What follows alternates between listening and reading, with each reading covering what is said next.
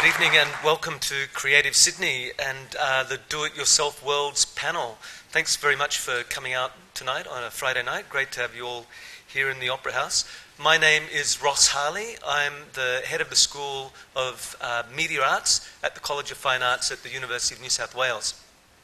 And I'll be moderating the panel today. I'm wondering how many of you in the audience remember the desktop revolution from way back in the 1980s. So I'm sure there are probably many of you out there who do remember that. Well, the desktop revolution, this was something that was going to change the world, to revolutionize the way in which we publish our ideas, the way in which we interact with the world. The desktop revolution was that moment where computers landed on our desks and then a whole bunch of people started to create software that gave us the opportunity to produce our own publications in particular. There was a promise that all of us would become designers, that if we had the technology, then we would be able to design our own publications, our own fonts, our own typography. And of course, when the desktop revolution arrived, in fact, that's not quite what happened. Something a little bit different happened. And not everyone was a designer, although many people who were in the print world actually took advantage of the desktop revolution and were able to start to turn the material atoms of print into the digital bits of the computer. So I think that there's something very similar that's happening today. There's another disruptive technology is upon us. And I think it's a disruptive technology that sort of goes the other way. It's the world of rapid prototyping. It's the world of 3D printing that all of you are probably interested in hearing about tonight, and many of you probably know quite a lot about. And I think one of the things that 3D printing does is that it turns this world of atoms and bits on its head. So we can start now with the bits in the computer, and that's not where they stay, but they can be printed out into material form. We can transform the real world by using our creativity, using our technology, and using our ideas and thought processes. We're seeing a number of the machines that we're going to be talking about tonight here demonstrating their thing.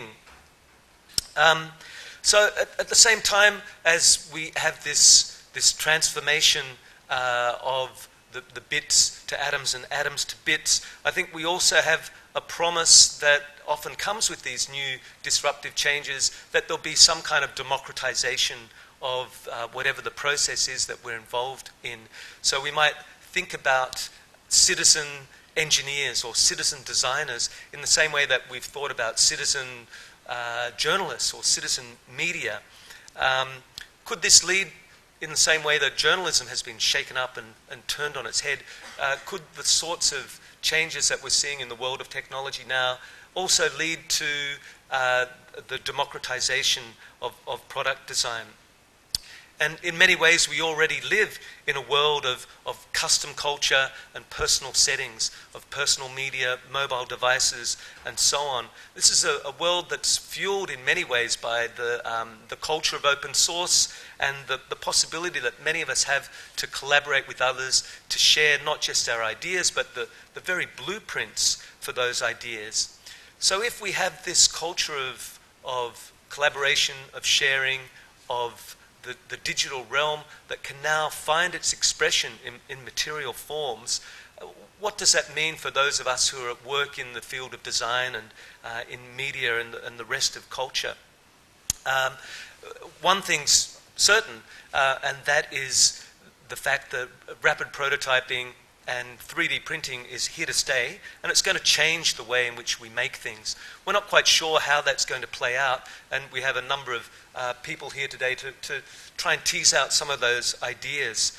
There are many projects out there. Many of you will be aware of the work that's happening out in Shapeways, for example, or Thingiverse, MakerBots, Thingomatic, sites like Ponoko, where a lot of this work is already happening. This gives us some kind of a glimpse into the future. But what does this great technological leap forward mean for creativity? Tonight we've assembled together a panel of 4 designers and artists and technologists who will explain how they are transforming the production process and how they're thinking about the democratization of technology and material culture. And they're also thinking about how these new forms are empowering people to perhaps become what we might call citizen engineers or citizen designers. So just a word about the format of our panel tonight. So we'll have our 4 speakers. We have Andrew, Colleen, Damien and Dwan, who will be giving a short presentation of about 5 minutes each. In the audience, we'd very much like your feedback, and if you could tweet your questions to tweet your questions to @CreativeSydney. And I know that when we had the hashtag flash up before, you mightn't have caught it. If you can also use the hashtag VCS. So if you use the hashtag VCS, we'll get your tweets. For those of you who are wanting to use the free wireless in the Sydney Opera House, if you use the name SOHguest, and no password, then that should get you onto the Wi-Fi. Okay, so our first speaker tonight is Andrew Simpson. Andrew Simpson's built a reputation for his elegant design aesthetic. After completing an honours degree in industrial culture from the University of Technology in Sydney, he built up a very successful design consultancy, which many of you are probably aware of, called Vert Design. Andrew is committed to designing products that inspire intelligence, strength, and are a reflection of the people who use them. He's also interested in how these products can be made in an ecologically sustainable fashion. His products have ranged from furniture to medical equipment, and he's worked with companies such as Sony, Nestle, and Sydney Water. Andrew is a partner of the Best Practice Plastics, which, apart from being a bit of a mouthful, are an environmentally sustainable plastics manufacturer. He's also the co-founder of the Balmain Boat Company, who create do-it-yourself flat-packed boats. So just keep that image in mind as we welcome Andrew Simpson to the panel.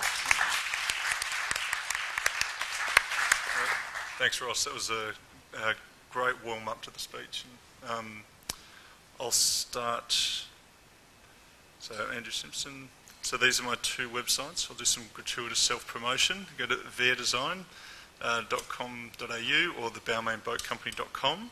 And I'm going to start by talking about the Balmain Boat Company. So it's a project I started some years ago, and it was really around enabling DIY culture. So I'll go to the first images. For the Biennale some years ago on Cockatoo Island, I got the idea of building a boat and rowing out there, and I built a boat, so I CAD modelled one up. I cut out a whole bunch of the parts using a CNC router, and then I cut the other bits by hand and built a boat and rowed out, and got chased off by the security guards. And I explained to them I built it myself, and they let me stay and gave me a little cart to drive around on. And but I've built thousands of things a year as a designer, like making little prototypes or things that go into millions of volumes of production, and there's nothing more enjoyable than building a boat. There's something about sitting out there on the water in this thing that is, it's very, very enjoyable. So this is one of the finished boats. So I've built that in my hallway, in my studio in Redfern. And this one I put together in 4 hours. So I get the parts. There's 42 bits, just because I'm a Douglas Adams fan. And so they come as bits. You make the frame, and then so this is all the tools you need.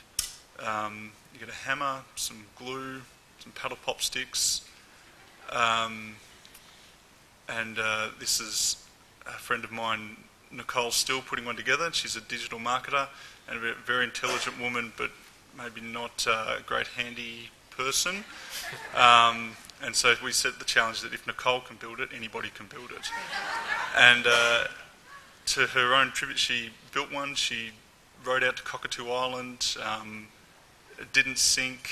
There's some questionable rowing techniques, but and so these are some of the parts. It's a finished one. There's some photos on the water.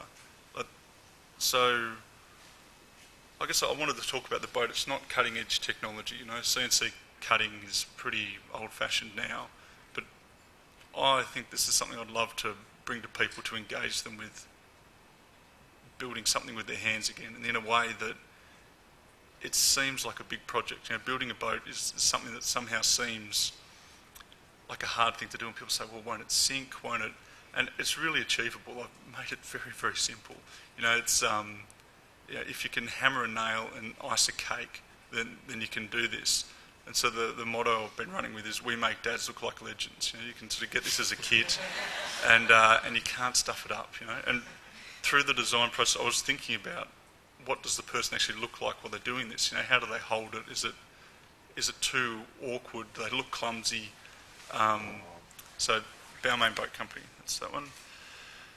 And there I am, proof that they float.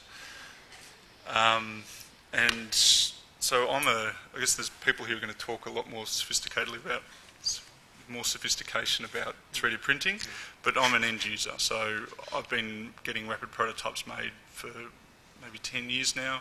So starting with the days of FDM, and then there was some good SLA stuff, so stereolithography, so FDM's form deposition modelling, which is going on over there, and SLA is like a sintering process.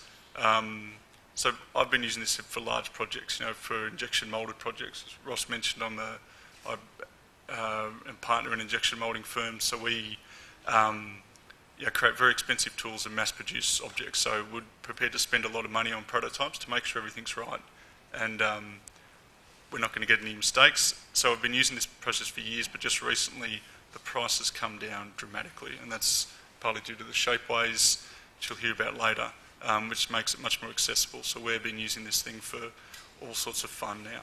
Like it's no longer becomes a considered purchase. We can spend our time CAD modelling and then just make things. So I made these glasses just for today, as I figured, why not?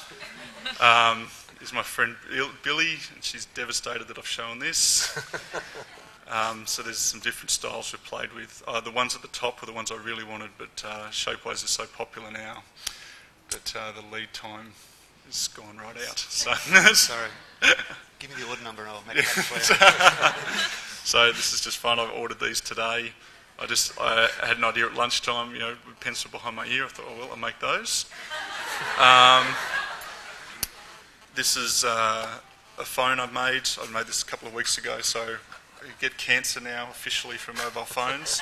So I hold that up, and I've just used the Apple earbuds and microphone because I didn't want to create all the electronics myself. So show, like, 3D printing amazing for this sort of stuff. You know, just having an idea. Yep.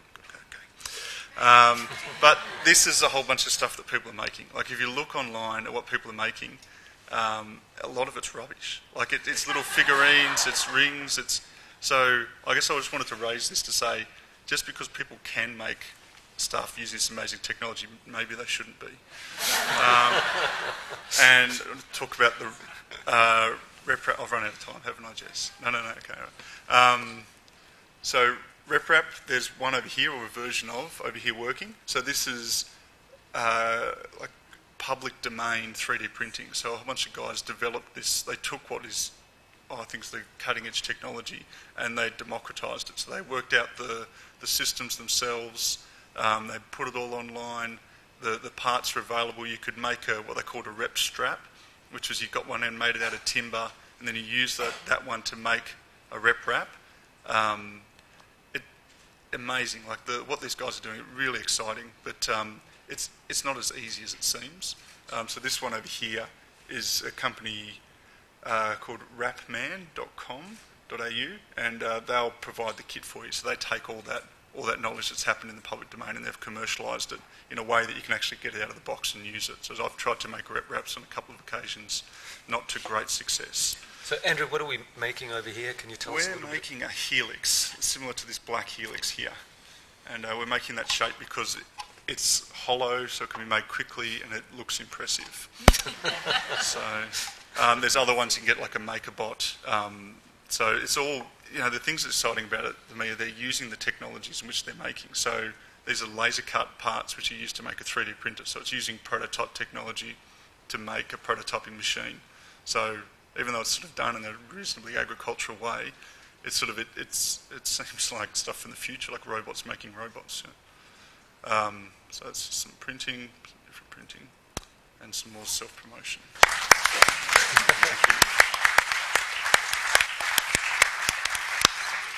Thanks very much, Andrew. That's a great presentation.